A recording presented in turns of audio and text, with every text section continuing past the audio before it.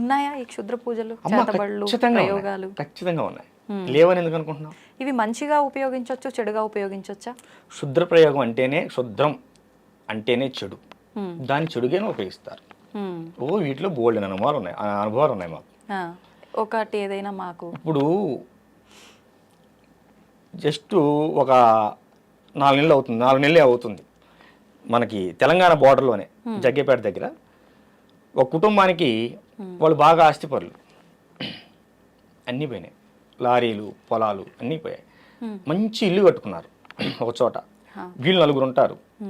ఈ గదిలో కూర్చున్నప్పుడు ఆ గదిలో నుంచి ఎవరో పిలిచినట్టు అనిపిస్తుంది, ఆ గదిలో పిలిచినప్పుడు ఈ గదిలో నుంచి ఎవరో పిలిచినట్టు అనిపిస్తుంది, పడుకుంటే మొహం పెట్టి చూసినట్టు అనిపిస్తుంది. ఇవన్నీ చెప్పటానికి కొంచెం విచిత్రంగా ఉంటాయి కానమ్మా, ఆ బాధ అనుభవించే వాళ్ళకి నరకంగా ఉంటుంది. ఆ బాధ అనుభవించే వాళ్ళకి నరకంగా ఉంటుంది, నరకప్రాయంగా ఉంటుంది. భోజనం వండుకుంటారు, చప్పగా అయిపోతుంది. నైటు ఎవరో తలుపు కొట్టినట్టు ఉంటుంది, బయటకు చూస్తే ఎవరు ఉండరు. వాళ్ళు అటు తిరిగి ఇటు తిరిగి ఎప్పటికో మా బోటుల దగ్గరికి వస్తారు. అందుకంటే కాషాయం కట్టుకున్న వాళ్ళందరూ కూడాను స్వచ్ఛమైన గురువులు కాదు కమ్మా, మనం అది కూడా చెప్పాలి. ఓకేనా? కనుక ఈ ఆటుపోట్లు తిని ఉన్న డబ్బులన్నీ పోగొట్టుకొని ఆ ఐశ్వర్యం, ఆరోగ్యం రెండూ పోగొట్టుకున్న తర్వాతే మాలాంటి వాళ్ళ దగ్గరికి వస్తారు. దాన్ని చండక్రియ అంటారు, చండా ప్రయోగం అంటారు. అంటే ప్రయోగాల్లో ఇది ఒక ప్రయోగం పేరా ఏంటి అసలు? ప్రేతోన్మాదం, భూతోన్మాదం, రక్తబేతాళం, చండ ప్రయోగం, ఇట్లా 108 రకాల ప్రయోగాలు ఉంటాయి. వాక్ స్తంభన, బుద్ధి స్తంభన, క్రియాస్తంభన, కట్టేయటం. ఇప్పుడు రక్తబేతాళం చేస్తే వాడి రక్తం తగ్గిపోతూ ఉంటుంది. ఏ హాస్పిటల్కి వెళ్ళినా టెస్టులు ఏమీ రాదు, కానీ రక్తం ఉండదు, పాలిపోతూ ఉంటారు. క్షుద్ర ప్రయోగం వల్ల జరిగే ముఖ్యమైన విషయం ఏంటంటమ్మా, ఐశ్వర్యం, ఆరోగ్యం రెండు దెబ్బతింటాయి. ఎందుకంటే ముందు ఆరోగ్యం దెబ్బతింటుంది. దీనికోసం మనం యాక్చువల్గా హాస్పిటల్కి వెళ్తాం కమ్మా, హాస్పిటల్ చుట్టూ తిరుగుతాం. ఏ హాస్పిటల్కి వెళ్ళినా 3 రోజులు మాత్రమే బాగుంటుంది, 4 రోజులు మళ్ళీ మరొక వస్తుంది. డాక్టర్ గారు బాగా చూడలేదు అనుకుంటారు, కానీ ఇక్కడ ఇంకేదో ఉందనుకోరు. డాక్టర్ ఎందుకు బాగా చూడరమ్మా? అందులో ఇవాళ రేపు అన్ని మూఢనమ్మకాలు అనే భావనలో ఉన్నారు కాబట్టి వెళ్ళిపోతారు. కానీ మూఢనమ్మకం కాదమ్మా, ఖచ్చితమైన నమ్మకం. కర్ణాటకలో ఇప్పుడు కూడా చేతబడుల మీద కేసులు కట్టే సెక్షన్లు ఉన్నాయి, మనం నిరూపించుకోవచ్చు. కానీ మన దగ్గర ఆ సెక్షన్ లేవు. అవి వస్తే బాగుంటుంది ఇప్పుడు కూడా. ఎందుకంటే ఇప్పుడు కూడా మనం చాలా చోట చూస్తుంటాం, మీరు చూడండి, మనుషులు బొమ్మలేసి ముగ్గులేసి వేస్తూ ఉంటారు, నిమ్మకాయలే పెడుతుంటారు. అలానే ఉంటున్నాయా విధానాలన్నీ ఈ చేతబడులకు సంబంధించినవి? కొన్ని అలా ఉంటాయి. శ్మశానంలో ఇంత బూడితో చేయొచ్చు. ఓకేనా? ఇప్పుడు శ్మశాన కాళి త్రైలింగ స్వామి వారు చేశారు. మరి ఆయన గారు మహా గొప్ప యోగి అయ్యారు, 300 సంవత్సరాలు బతికారు కాశీలో జల సమాధి అయ్యారు. కానీ సమాధి కాల, వెళ్తూ మాయమైపోయాడు పెట్టిలో. అందరు చూస్తుండగానే అవి శాసనాలు ఉన్నాయి, బ్రిటిషర్లు రికార్డ్ చేశారు. వాళ్ళు మళ్ళీ రావాలనుకుంటే వస్తారు. మేము కాశీ వెళ్ళినప్పుడు వారి క్షేత్రానికి ఆశ్రమానికి వెళ్ళలేకపోయాం. అప్పుడు బాగా వర్షాలు, ఎటు వెళ్ళలేని పరిస్థితి, అది దర్శనం చేసుకోలేకపోయాం. కాశీలో కూడా మేము చాలా చోట్ల మేము ధ్యానం చేసుకోవడం జరిగింది. ఈ క్షుద్ర ప్రయోగాలు అనేవి ఉన్నాయి నాన్న. ఇప్పుడు సీరియల్లో మీరు అన్నట్టుగా సీరియల్లో చూపించినట్టు వాళ్ళ వస్త్రాలు, వాళ్ళ గోర్లు, వాళ్ళకి సంబంధించిన ఏదో ఒకటి తీసుకొని దాని ద్వారా చేస్తారని చెప్పి అంటుంటారు కదా, అలానే ఉంటుందండి? అంటే ఒక మనిషికి ప్రయోగం చేయాలనుకున్నప్పుడు ఖచ్చితంగా ఆ మనిషికి సంబంధించిన ఏదో వస్తువుని సేకరిస్తారు. కనీసం అరికాలు కింద మట్టినైనా వాడు నడిచి వెళ్ళిన తర్వాత ఆ మట్టినైనా సేకరించే ప్రయత్నం చేస్తారు. ఇవేమీ స్వీకరించకుండా కూడా ప్రయోగం చేయగల సమర్థులు ఉన్నారు, దుర్మార్గులు ఉన్నారు. ఇవి సేకరించి చేసేవాళ్ళు కూడా ఉన్నారు. కానీ ఖచ్చితంగా వస్త్రం అనే మన వస్తువు ఏదైనా కావచ్చు, మీరు అన్నట్టు గోర్లు కావచ్చు, జుట్టు కావచ్చు, ఏదైనా కావచ్చు, వారికి లభిస్తే 100కి 100 పాలు సక్సెస్ఫుల్గా చేయగలుగుతారు. కనుక కొంచెం మనం ఇవి ఉన్నాయి నాన్న, ఖచ్చితంగా క్షుద్ర ప్రయోగాలు ఉన్నాయి, 100కి 100% ఉన్నాయి. మీరు నమ్మినా నమ్మకపోయినా ఇది వాస్తవం. ఇప్పుడు ఎవరిపైనో ప్రయోగం జరిగింది అంటే వాళ్ళు నానా రకాలుగా ఇబ్బంది పడతారు, ఆఖరికి ప్రాణాలు కూడా కోల్పోతారు. చేసిన వాళ్ళకి ఏంటి ఉపయోగం అసలు దీనివల్ల? మానసిక ఉన్మాదులు అమ్మవాళ్ళు. ఒక పిచ్చి కుక్క ఉన్నది, అది రోడ్డును పరిగెడుతూ మనిషిని కరుస్తుంది, గేదెను కరుస్తుంది, ఆ లైన్లో వెళ్తుంటే మేకను కరుస్తుంది, తన జాతిదైనా సరే కుక్కను కూడా కరుస్తుంది. ఎందువల్ల అది? అప్పుడు వరకు మన ఇంట్లో పెంచుకున్న కుక్కే అది, మనం భోజనం పెట్టాం, దానికి ఉన్మాదం వచ్చింది, పిచ్చని ఉన్మాదం. ఈ క్షుద్ర పూజను శుద్ర ఉపాసన చేసే వాళ్ళకు కూడాను వాళ్ళు ఉన్మాదులమ్మ. ఒక ఉన్మాదం వస్తుంది. ఎదుటవాడిని బాధ పెట్టి ఆహా మనం ఇది చేసాం, వాడు ఇబ్బంది పడుతున్నాడు కానీ పైశాచిక ఆనందం పొందుతారు. కానీ వాళ్ళ వంశం నాశనం అవుతుందమ్మా. క్షుద్ర ప్రయోగాలు చేసిన వాళ్ళ వంశం నాశనం అవుతుంది. మొన్న విజయేంద్ర శేఖర్ భారతీ స్వామి వారు సెలవిచ్చారు దీనిపైన. ఖచ్చితంగా చాలా ప్రమాదం. కాకపోతే ఏంటంటే వాళ్ళు చేసే ప్రయోగాలకి కొత్తగా దాన్ని ఎలా మనం రెమెడీ చేయాలనేది మేము మళ్ళీ తయారు కావాల్సి వస్తుంది. అంత ఇబ్బందికరమైన కొన్ని ప్రయోగాలు వస్తున్నాయి. ఇప్పుడు ఇలాంటి ప్రయోగాలు చేసిన వారు దాని నుంచి బయటపడి పూర్తి నార్మల్ గా ఉండే ఆ జీవితాన్ని మళ్ళీ గడపొచ్చు అంటారా? కొన్ని వందల మందికి చేసాము ఈ 15 సంవత్సరాలు. మీరు ఎప్పుడైనా మన కుటీరానికి వస్తే చాలా మందిని చూసుకోవచ్చు. కొన్ని వందల, మొన్న చెప్పాను కదా జగ్గేపేట దగ్గరని, వాళ్ళు నిన్న కూడా మన ఆశ్రమానికి వచ్చి వెళ్ళారు. ఏమో ప్రశాంతంగా ఉన్నారు. ఖచ్చితంగా ఉంటుంది. మనకి ఈ చండా ప్రయోగం అంటే అమ్మా పంది రక్తంతో చేస్తారు.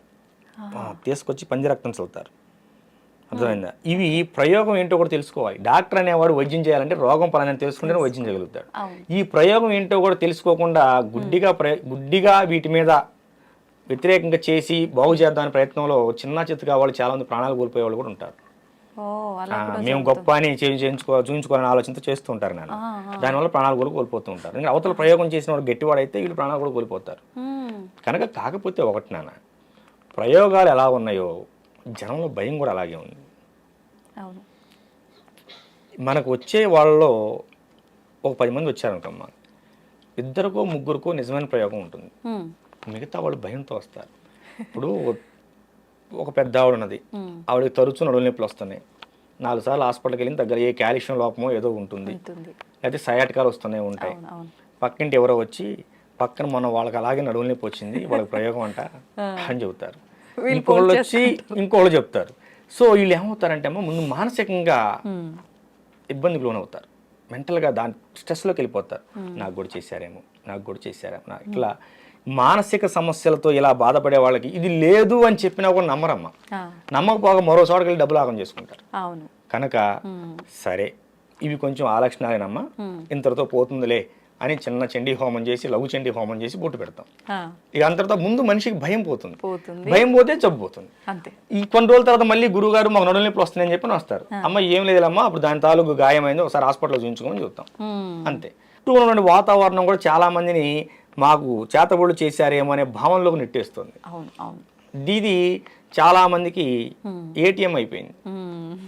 వాళ్ళ భయాలు వీళ్ళకి ఏటీఎంలు అయిపోయినాయి. అంతేగానమ్మా నిజం ఉంది కానీ అంతా నిజం కాదు. కనుక అన్ని తెలుసుకొని ముందుకెళ్ళాలి. అది తల్లి. ఇప్పుడు ఈ చేతబడులు ప్రయోగాలు విషయంలో ఒక క్లారిటీ వచ్చింది మాకు.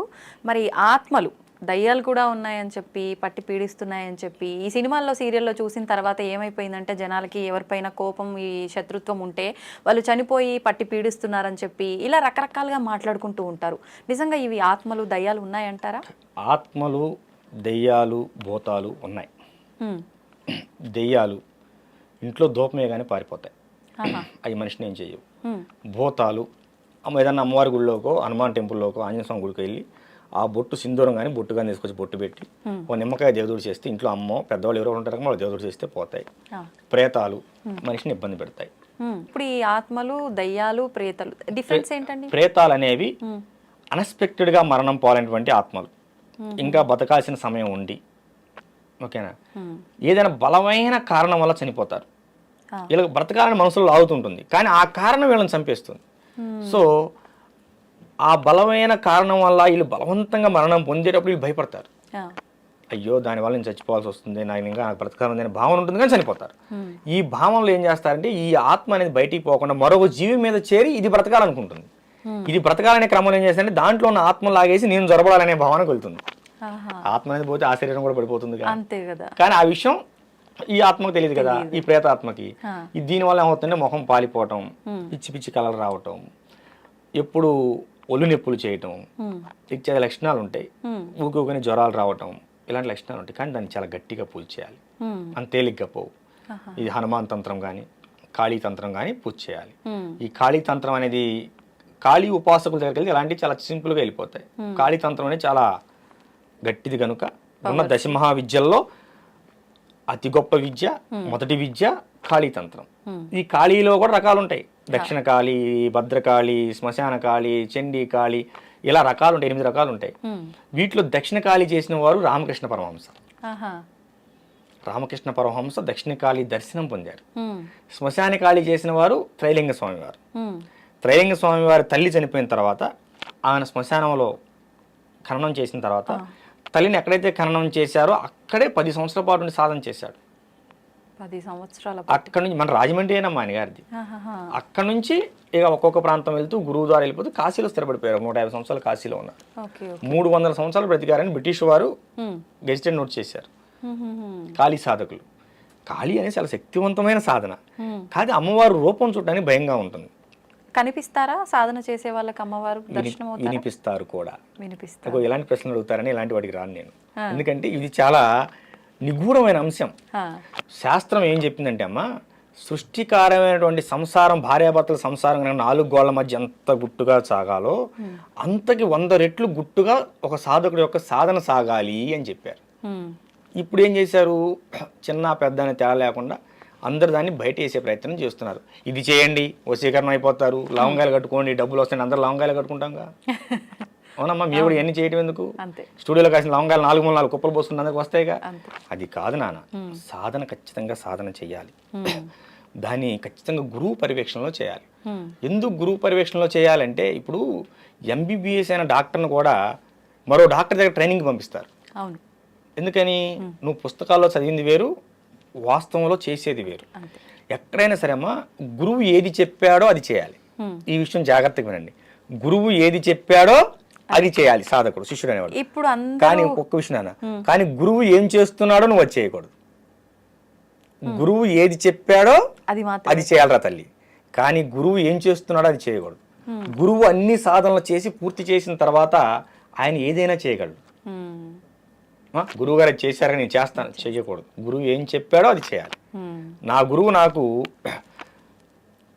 సగం వరకు నన్ను యోగి పూర్ణచంద్ర మహారాజు గారు నడిపించి లింగైక అమ్మవారి లలితాదేవిలో ఐక్యమైపోయారు. 2 సంవత్సరాలు బాధపడ్డాను. నాకెట్లా, ఏంటిది అమ్మవారిని విపరీతమైన సాధన చేశాను, ఖాళీ సాధన. మరి నా గురువు నాకు నేర్పేళ్ళాడు కదా, అన్ని అసంపూర్ణంగా ఉండిపోయాయి. నా జీవితం ఏంటంటే ఒక చోట వేద సదస్సు జరుగుతుంది. వేద సదస్సుకు నన్ను కూడా ఆహ్వానించారు. హిమాలయ బాబా ఆయన గారు కూడా హిమాలయాల నుంచి వచ్చారు. అక్కడ సిద్ధయోగి గారు వచ్చారు. సిద్ధయోగి గారు వచ్చినప్పుడు అక్కడ నేను స్పీచ్ ఇచ్చాను. ఇట్లాగే స్పీచ్ ఇచ్చి పక్కన కూర్చుంటే, నువ్వు బాధపడకు, గురువు లేడని నువ్వు బాధపడకు, రా అని చెప్పి నన్ను చేయబట్టి గదిలో తీసుకెళ్ళి, మా బాబు కూడా ఉన్నాడు అక్కడ, లోపల తీసుకెళ్ళి భోజనం పెట్టారు. మొట్టమొదటిసారి నాకు భోజనం పెట్టి, గురువు గారు నన్ను శిష్యుడిగా అంగీకరిస్తారా అని అడిగాను.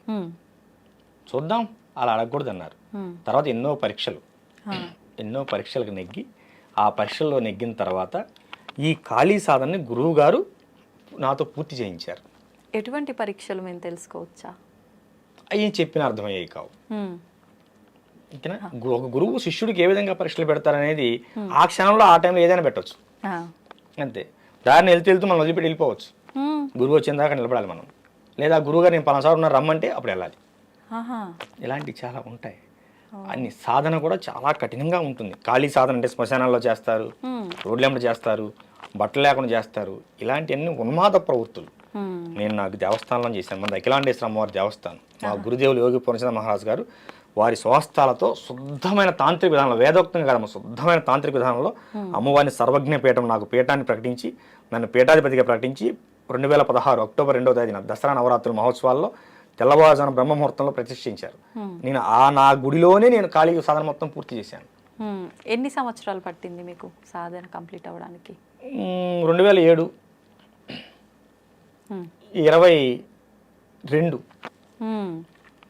మరి నాకు సిద్ధయోగులు గారు వచ్చిన తర్వాత కదా పూర్తి అయిపోయింది. 2007 నుంచి మొదలు పెడితేను 2022కి పూర్తయింది. లెక్కేసుకోండి, 13 సంవత్సరాలు పట్టింది. 15 సంవత్సరాలు పట్టింది. ఇప్పుడు ఎలా ఉన్నారు సాధకులు? ఇవాళ మంత్రం ఇచ్చారు గురువు గారు, మనకి ఎప్పుడు ఫలితం వస్తుంది? మనం నెల చేసామే, లేదు నాన్న, నెల 2 నెలలు. అసలు మనకు ఒక దేవతా మంత్రం మనకు అర్థం కావాలంటే అమ్మ, నువ్వు ఆగకుండా రోజుకు 3 గంటల చొప్పున 180 రోజులు సాధన చేయాలి, జపం చేయాలి. అప్పుడు నీకు ఆసనం అంటే ఎలా కూర్చోవాలో అర్థమవుతుంది. అర్థమైందా? కూర్చునే విధానం కూడా ముఖ్యమా? చాలా ముఖ్యం నాన్న. అంటే అది కంప్లీట్ మీరు ఉపాసనా పరులుగా ఉన్న వాళ్ళక, మాలాంటి సామాన్యులకు కూడానా? ఎవరైనా ఒక మంత్ర సాధన చేయాలంటే ఆసన శుద్ధి కావాలి, ఆత్మశుద్ధి కావాలి, శరీర శుద్ధి కావాలి. ఉమ్. గురువు శరీర శుద్ధి చేసి నీకు మంత్రాన్ని ఇస్తాడు. ఆ. ఈ మంత్ర సాధనలో ఇన్నాళ్ళు దీన్ని చేయి అంటాడు. ఉమ్. చేయాలి. చేస్తే అప్పుడు మనం ఆత్మశుద్ధి శరీర శుద్ధి సాధించుకున్నాం అనే విషయం మనకు ఎలా తెలుస్తుందంటే అక్కడి నుంచి ఇంకో మెట్టు ఎక్కిస్తారు ఉమ్. గురువు సాధనలో. లేదు నానా ఉమ్. మా గురుదేవులు నన్ను బంగారం అంటాడు. లేదు బంగారం ఇంకా చేయాలి అంటే చేయటమే. అంటే మనం ఎక్కడో పొరపాటు చేసాము. వారాహి సాధన 40 రోజులు ఇచ్చారు దీక్ష నాకు. ఉమ్. 6 నెలలు చేయించారు. ఉమ్. ఇంకా అవ్వలేదు ఆ. దీక్షలో. వారాహి దీక్షలోనే ఉన్నాను నేను. అవునా? రేపు పౌర్ణానికి అవుతుంది. ఓకే. పౌర్ణానికి పూర్ణం అవుతుంది నాన్న అన్నారు నిన్నే గురుదేవులు. ఆహా. 40 రోజులు దీక్ష మండల దీక్ష కాలమని వారాహి దీక్ష ఇచ్చి 6 నెలలు చేయించారు. ఎందుకని? మీరు లోపం చేస్తున్నారా లేదంటే ఏంటి? ఎందుకని అనే ప్రశ్న గురువును అడగకూడదు. అడిగిన రోజు నువ్వు శిష్యుడిగా పనికిరావు. ఒకవేళ మీకేమైనా అర్థమైందా ఎందుకు ఇలా జరుగుతోంది అని గురువు గారిని ప్రశ్నించకపోయినా? అంటే వారాహి దీక్ష అనేది శక్తి దీక్ష. అంటే మనకు బాడీ గార్డ్. నాకు భవిష్యత్తులో ఆమె అవసరం ఎక్కువగా ఉన్నదేమో. ఇప్పుడు ఈ ఆధ్యాత్మిక ప్రపంచంలో లౌకిక ప్రపంచంలో శత్రువులు కనిపిస్తారు నాన్న, ఆధ్యాత్మిక ప్రపంచంలో శత్రువులు కనిపించరు. కనుక ఆధ్యాత్మిక ప్రపంచంలో నాకు భవిష్యత్తులో ఏమైనా శత్రు బాధలు ఉంటాయేమో శత్రువుల వలన, కనుక అది నా వరకు చేరకూడదంటే ఏమని చేయవలసి ఉంటుందేమో. నాకు అసలు ఆలోచన కూడా లేదు. గురువుగారి వారాహి నవరాత్రులప్పుడు గురువుగారి ఫోన్ చేశారు, నాన్న నీ వారాహి దీక్షిస్తున్నా మొదలుపెట్టాం. 41 రోజులు అయిపోయింది గురుదేవా అని ఫోన్ చేశాను. మెసేజ్ పెట్టమే, వాళ్ళు స్పందిస్తే మనం తిరిగి ఫోన్ చేయాలి, అంతేగాని ఫోన్ చేయకూడదు. మెసేజ్ పెట్టాము, అందులోంచి మెసేజ్ నాకు ఫార్వర్డ్ అయింది, నాన్న నీ దీక్షను 6 నెలలు పొడిగించాను చేసుకో. మరి అంత కఠినంగా ఉంటుంది వారాహి దీక్ష అనేది. మరి 6 నెలల నుంచి చేస్తున్నాడు చిన్న విషయం. దీక్షలు అనేవి గురుముఖంగానే తీసుకోవాలి, గురువు ఆధ్వర్యంలోనే చేయాలి, గురువు ఆధ్వర్యంలోనే దాన్ని ముగించాలి దీక్ష. అప్పుడు నువ్వు సాధకుడిగా శక్తిపరుడు అవుతావు. నేను మంత్రం చేశాను నాకేం తెలియలేదు, నేను కొన్ని రోజులు సాధన చేశాను నాకు తెలియలేదు, లేకపోతే మేము 10 సంవత్సరాలు సాధన చేస్తున్నామని ఎర్రబట్టలు కట్టుకుంటే ఏమీ లేదు. ఏమా ఇప్పుడు కెమెరాల చిప్ లేకుండా ఎంతసేపు వీడియో తీస్తే ఉంది అంతే. ఇప్పుడు కొంతమంది ఒక 6 నెలలకు సంవత్సరానికి ఫేడ్ అవుట్ అయిపోతూ ఉంటారు. ఎందుకని? ఏదో కాస్త కూర్చి చేసినటువంటి శక్తి సాధనా ఫలం అనేది నీ చుట్టూ కొంత ఆరా ఉంటుంది. ఈ లౌకిక ప్రపంచంలో కొన్ని రోజులు నువ్వు మెరుస్తావు. తర్వాత ఒక గురువు అనేవాడు నాన్న నిత్య సాధకుడై ఉండాలి, నిత్యం సాధన చేస్తూనే ఉండాలి. దీపం అనేది వెలుగుతూ ఉంటేనే మరొక దీపాన్ని వెలిగించగలదు, చీకట్లో నీకు దారి చూపించగలదు. గురువు అనేవాడు నిత్యం వెలుగుతూనే ఉండాలి, అంటే నిత్యం సాధన చేస్తూనే ఉండాలి. ఇది మా గురుదేవులు మాకు చెప్పినటువంటి మాట. మా పూర్ణచంద్ర మహారాజు గురుదేవులు కానీ సిద్ధయోగులు వారు కూడా చెప్పినటువంటి మాట. పూర్ణచంద్ర మహారాజు గారి యొక్క సాధనలో ఉన్నప్పుడు కొంచెం ఉద్వేగంగా ఉండేవాడిని, ఆవేశపూరితంగా ఉండేవాడిని. సిద్ధయోగి గారి శిష్యరేఖంలోకి వచ్చిన తర్వాత శిష్యుడుగా నన్ను అంగీకరించిన తర్వాత, నేనంటంగా శిష్యుడికి వారు అంగీకరించిన తర్వాత, మొట్టమొదటిసారి ఒక గురువుగా వారిని దర్శించుకున్న తర్వాత నాలో వచ్చిన మార్పు, నా యొక్క ఆవేశం అనేది నాకు కానరాకుండా పోయింది. గురువు గారు కూడా అలానే ఉంటారు కదా శాంతంగా? అంటే మీ విషయంలో కూడా అలానే ఉంటారా? మా అందరితో అలా ఉంటారా? లేదమ్మా, చాలా కఠినంగా ఉంటారు శిష్యుల విషయంలో. ఏది చెప్పారో అది చేయాలి అంతే. అలా ఇప్పుడు తండ్రి ఎందుకు కోపడతాడు? బిడ్డ బాగుండాలనే కదా. కానీ చాలా ప్రేమగా ఉంటారు. సాధన విషయంలో అసలు చాలా కఠినంగా ఉంటారు. కొంచెం దీనికి చెప్పాను కదా చేయి గడపకూడదు. మొన్న నాతో చెప్పారు, ఇలా మీ పేరు చెప్పి నా శిష్యుడే అమ్మా, ఇలా మీరు అందరితో ఇలానే ఉంటారా? నాన్న తల్లి బంగారం అని పిలుస్తుంటారు నన్ను కూడా. బంగారం అని అంటారు. నేను మీరు ఇంతే ప్రేమగా ఉంటారా మామూలుగా శిష్యుల విషయంలో కూడా? అలా ఉంటే వినరు కదా, మీ శిష్యులు ఎలా ఉంటారని నేను అడిగాను అనమాట. లేదు నాన్న, సందర్భం వచ్చినప్పుడు మాత్రం ఎంత దండించాలో అంత దండిస్తాను, నేను దండిస్తున్నా అనేది కూడా వాళ్ళకు అర్థం అవ్వకుండానే నేను ఒక మాటలోనే అర్థమయ్యేటట్టుగా తెలియజేస్తాను అని చెప్పి నేను అనుకున్న ఆ రోజు ఈ క్వశ్చన్ మిమ్మల్ని ఖచ్చితంగా అడగాలని మాటల్లో మీరే ఆ మాట తీసుకొచ్చి దండిస్తారు. ఒక కార్యక్రమానికి వెళ్ళాం, ఈ హైదరాబాద్ దగ్గరికి వరంగల్ దగ్గరికి వచ్చాం. గురువు గారు ఉదయం టిఫిన్ చేయరు, అల్పాహారం స్వీకరించరు. అక్కడ కార్యక్రమం జరుగుతుంది, ఒక హోమం జరుగుతుంది, ఒక 15 రోజుల క్రితం. అందులో నాతో ఒక హోమం చేయించాలని చెప్పి ముందుగానే ఇంటిమేషన్ ఇచ్చారు. నేను ఖాళీ చదువుకుని కదా, ఖాళీ హోమం నాతో చేయించాలి నాన్న, నువ్వే వచ్చి హోమం చేయాలన్నారు. చేశాను, వెళ్ళాను, అందరం వెళ్ళాం. అక్కడ నా శిష్యుడు ఉన్నాడు ఆ ప్రాంతంలో. నేను అలాగని నా శిష్యుడు నన్ను ఎత్తుకుంటూ వచ్చాడు. వచ్చిన నా కోసం ఆ శిష్యుడు ఏం చేశాడు, ఉదయాన్నే అల్పాహారం తీసుకొచ్చాడు. ఇక్కడ ఈ గురువుగారు ఏం చేశారు, గురువుగారు నా కోసం టిఫిన్ చేయించారు. ఆ రోజు ఎప్పుడు లేని ఆ రోజు ఆశ్రమంలో టిఫిన్ చేయించారు భక్తులందరికీ. నా శిష్యుడు వచ్చాడు, వాడు ఉదయాన్నే నాకు టిఫిన్ చేయడం అలవాటు, నన్ను ఉదయాన్నే అల్పాహారం తీసుకోవడం అలవాటు, వాడి కోసం టిఫిన్ చేయండి అని చెప్పారు. ఆ విషయం నా దాకా రాలేదు. నా శిష్యుడు తీసుకొచ్చిన టిఫిన్ నేను చేశాను. ఏం జరిగింది అప్పుడు? ఏదైనా జరగండొచ్చు. ఏదో పెద్దగా జరుగుంటది. బయటికి వెళ్ళిపో అన్నారు. ఆ. పాదాల మీద పడ్డాను. తర్వాత చెప్పారు, మీకోసమే చేయించారు అల్పాహారం, మీరు చేయలేదు అని. భోజనానికి వంట అయ్యేంత వరకు ఉండి ముందుగా నేనే భోజనం చేసి బయటికి వెళ్ళాను. అక్కడిది ఇక్కడ బ్యాలెన్స్ తగ్గించాను.